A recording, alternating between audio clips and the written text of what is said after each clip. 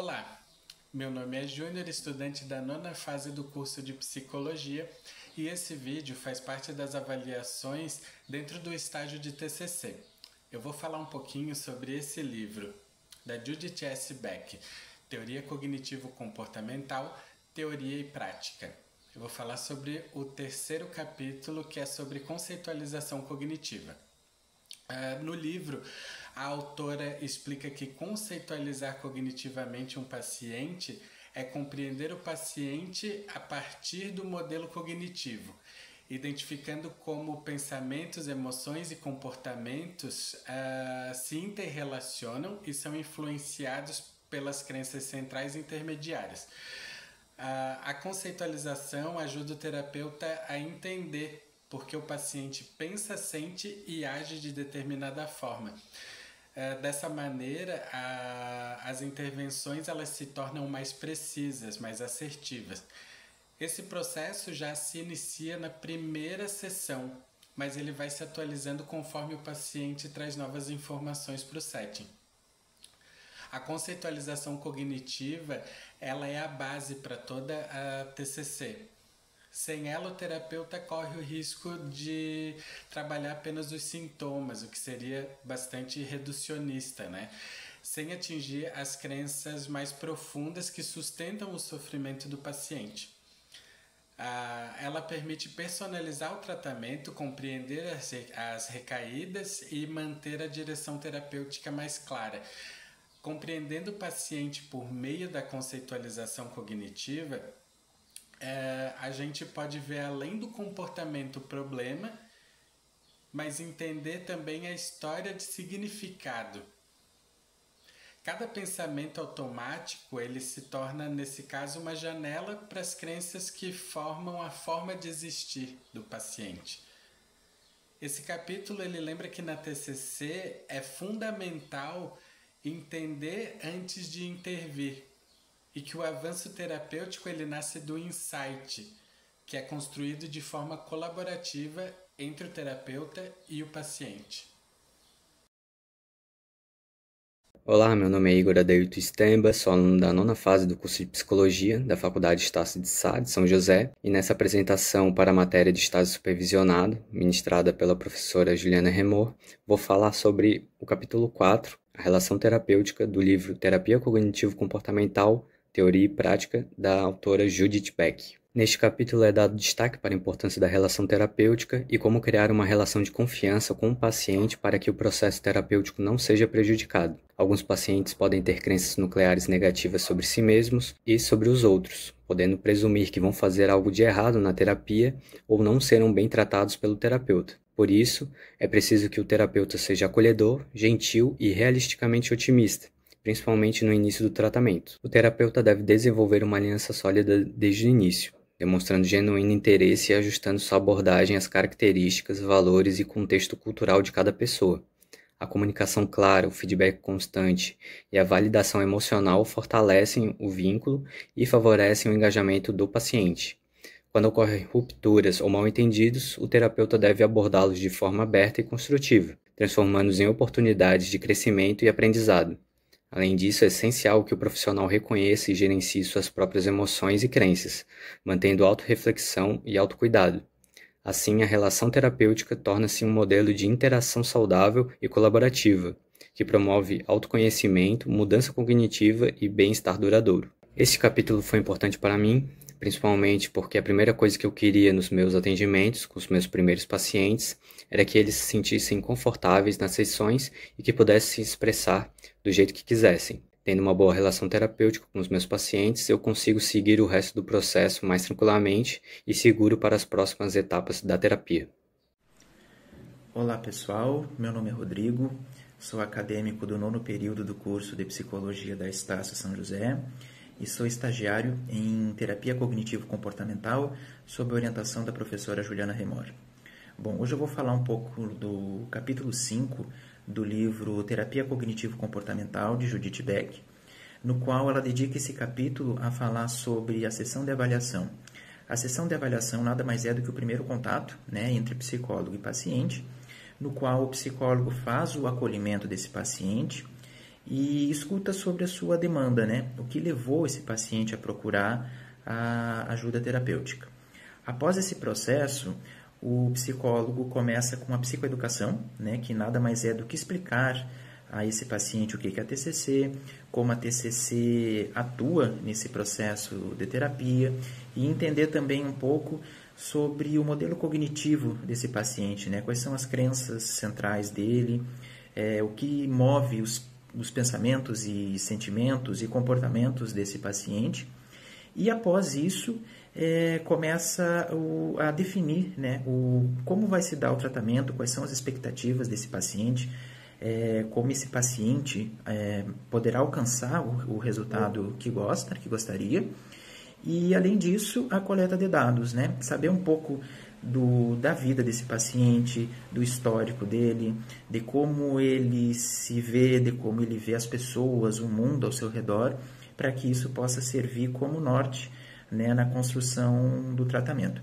Todo esse processo, ele se dá com um processo inicial, né, que poderá acontecer ou não entre vínculo, né, entre paciente e psicólogo, que é uma ferramenta fundamental, né, e colaborativa para que esse tratamento seja eficaz. A leitura desse capítulo do livro, ele serviu muito no meu próprio estágio, do quanto a sessão avaliativa é importante, né, não só para o paciente, como também para a gente, para que a gente a utilize como ponto de partida, né, na intervenção que a gente vai fazer com esse paciente e no planejamento do tratamento que a gente vai ter com ele. Oi pessoal, tudo bom? Meu nome é Robson, faço estágio clínico em TCC. O livro que eu escolhi para a leitura é A Terapia Cognitivo-Comportamental, da Judith Beck. Eu vou falar sobre os planos de ação, que fica no capítulo 8. Então vamos lá. Os planos de ação, eles são uma parte central dentro da terapia cognitivo-comportamental, eles sendo considerados, né, tarefas que o cliente realiza entre uma sessão e outra para promover a mudança de comportamento e de pensamento. Eles são considerados tarefas de casa e são essenciais porque, ao serem executados, eles aumentam a autoeficácia, a esperança e a sensação de controle do paciente, acelerando ali o progresso da terapia, né? Para garantir o sucesso, o terapeuta ele deve adaptar esse plano de ação às características individuais de cada pessoa, incluindo habilidade, motivação, objetivos, restrições práticas e também a preferência de cada um. É fundamental que os planos eles sejam simples, específicos e fáceis de serem produzidos, né? Principalmente ali no início do tratamento e também especialmente ali com clientes que são mais deprimidos, né? Por conta da sua energia e também da sua concentração. Outro aspecto importante do plano de ação é que ele seja colaborativo. O terapeuta ele deve envolver o cliente ali na definição de tarefas, oferecendo instruções claras e explicando o propósito de cada plano. O uso de lembrete, de registros escritos, né, e estratégias para prevenir obstáculos ajuda a manter o compromisso e a adesão no plano. Prever possíveis obstáculos e simular cenários futuros, incluindo possíveis dificuldades ou desfechos negativos, permite preparar o cliente para enfrentar situações e aumentar a probabilidade de sucesso. E quando o cliente encontra dificuldades, o terapeuta ele deve investigar, ajustar o plano e trabalhar as crenças ou pensamentos disfuncionais que possam estar ali interferindo, né? Por fim, é essencial reconhecer que o progresso ocorre com pequenas mudanças diárias e o acompanhamento contínuo na sessão melhora a execução do plano, contribuindo para uma melhoria mais rápida e duradoura na saúde mental do paciente. Então, foi por isso, né, que eu escolhi essa parte do livro, do plano de ação, porque eu acredito ser uma peça-chave ali dentro da terapia para a desenvoltura do paciente no decorrer, né, das sessões. E é isso aí, pessoal. Obrigado pela oportunidade da fala e até mais. Olá, meu nome é Lilian Magnani, fazendo o segundo estágio obrigatório em terapia cognitivo-comportamental sob a supervisão da professora Juliana Remor. Vou apresentar um breve comentário sobre o capítulo 9, Planejamento do Tratamento, do livro Terapia Cognitivo-Comportamental, Teoria Prática, de Judith Beck. Esse capítulo é muito interessante porque nos mostra que a terapia pode ser comparada a uma viagem e que o plano de tratamento funciona como um mapa, guiando o terapeuta e o paciente em direção aos objetivos definidos. A autora destaca que o ponto de partida é sempre a conceitualização cognitiva, porque é ela que permite ao terapeuta entender o caso e escolher os caminhos mais adequados, as chamadas autoestradas, para alcançar a mudança desejada. Judith Beck explica que planejar envolve definir metas claras e realistas, selecionar técnicas apropriadas para o caso clínico e organizar uma sequência lógica de intervenções, considerando os pensamentos automáticos, as crenças intermediárias, as crenças centrais do paciente. O plano precisa ser flexível. Assim como numa viagem, imprevistos e desvios podem acontecer e o terapeuta deve estar preparado para ajustar o percurso conforme o progresso e as necessidades do paciente. Esse capítulo reforça que a TCC não se resume a seguir protocolos prontos. Ela exige pensamento clínico, sensibilidade e uma escuta ativa que orientem cada decisão. É um equilíbrio constante entre técnica e humanidade. Judith compreende que um bom plano de tratamento é vivo e colaborativo, é construído junto com o paciente, revisado a cada sessão e serve como uma bússola para todo o processo terapêutico. Concluindo, esse capítulo nos faz refletir sobre o valor do planejamento consciente e da flexibilidade clínica. Planejar na TCC não é apenas seguir etapas, é compreender profundamente a pessoa à nossa frente e ajudá-la a encontrar o melhor caminho para o seu crescimento. Obrigada. Olá, me chamo Natane Souza, sou graduanda do curso de Psicologia na Universidade Estácio de Sá de São José, Santa Catarina. Estou no 9º período e estou fazendo estágio supervisionado pela professora Juliana Remor. Hoje trago um breve relato do capítulo 12 do livro Terapia Cognitivo-Comportamental, Teoria e Prática, da Judith Beck. Bom, esse capítulo 12, ele trata a identificação de pensamentos automáticos. O que são os pensamentos automáticos? São aqueles pensamentos rápidos, espontâneos, que por muitas vezes são negativos, que afetam diretamente nas emoções e nos comportamentos. Então, o processo terapêutico, ele vai ajudar ao paciente identificar esses pensamentos automáticos, né? Então, o reconhecimento desses pensamentos automáticos é feito de qual forma? Com alguns questionamentos, né? É real isso que está acontecendo? De fato, é verdade? Então, quando você consegue reconhecer esses pensamentos automáticos, algumas ferramentas são utilizadas para conseguir substituir ou neutralizá-los, né? Fazendo com que temos alternativas adaptativas. Né? Então, quais são essas ferramentas? Nós temos em forma de diário, em forma de registros de pensamento.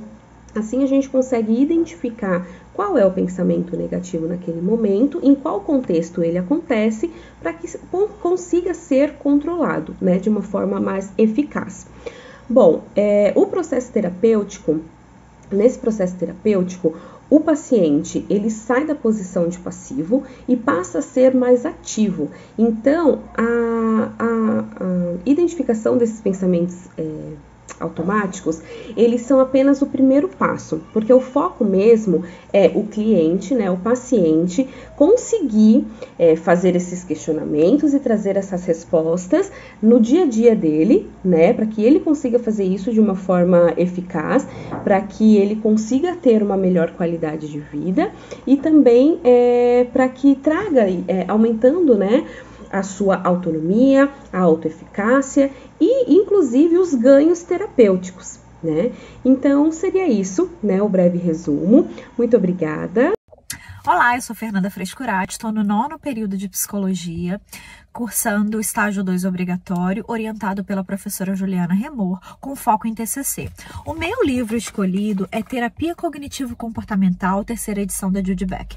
Eu fiquei responsável pelo capítulo 16, que fala sobre a integração de Mindfulness à terapia cognitiva comportamental.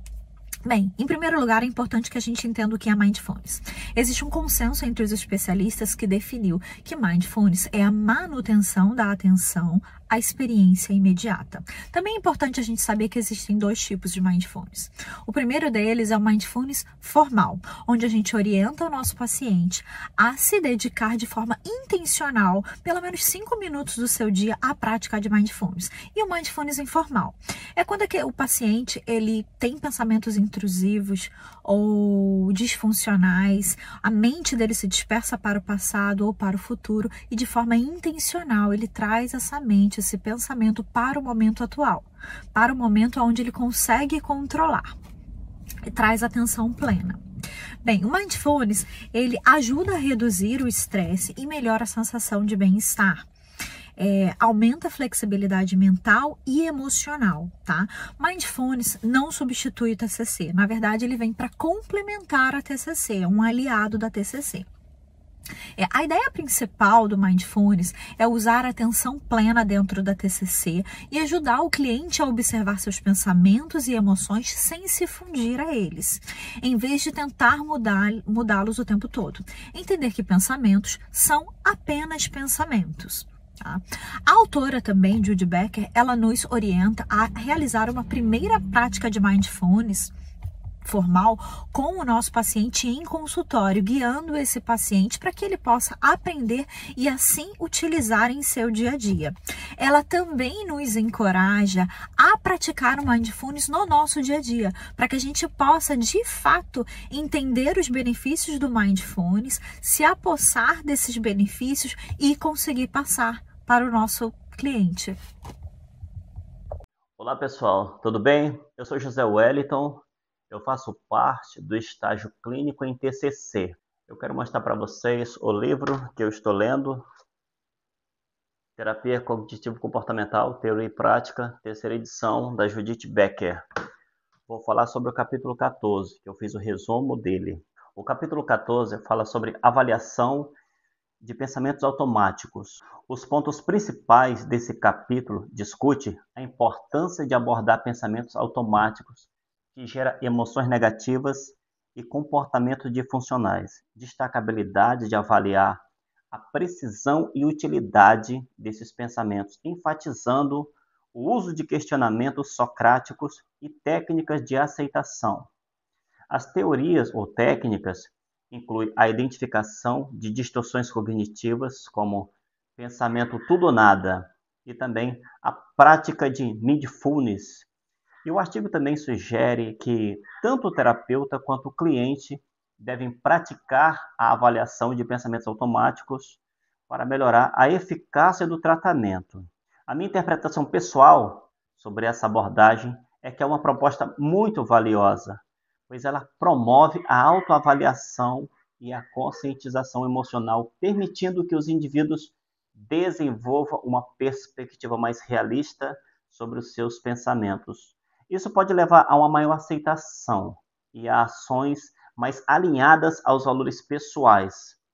E a relevância desse artigo é muito grande, porque para profissionais de saúde mental, ela oferece estratégias práticas para ajudar os clientes a lidarem com pensamentos disfuncionais. E assim, dá para melhorar a eficácia da terapia e o bem-estar emocional dos indivíduos.